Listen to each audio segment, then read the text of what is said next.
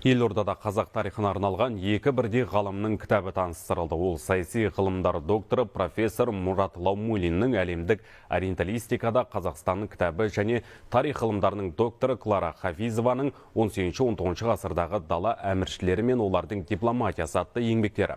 Ғалымдардың бұл туындыларында Қазақстанның көп ғасырлық тарихи және мәдени мұрасын сақтауға үлкен үлес қосқан есімдер мен тұлғалар туралы тарихи деректер жазылған.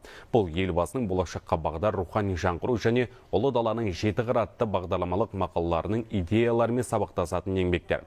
Әлемдік ориенталистикадағы Қазақстан кітабындағы деректерді профессор Мұрат Лаумулин 30 жыл бойы жинаған. Мен бірінші топ Қазақстанның Қытай танушыларға жатамын. Кітап шығарарда кейде маған шетелден де ұсыныстар болады. Біз шығарсақ, ол жалақыға сіз бүкіл дүниені бір аралап шығасыз дейді, мысалы біреулер.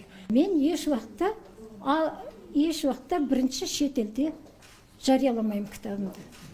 Алдымен бізде барлығы көрсін етсін, соң кейін мынау дайын кітаптарды аудара берсін деймін.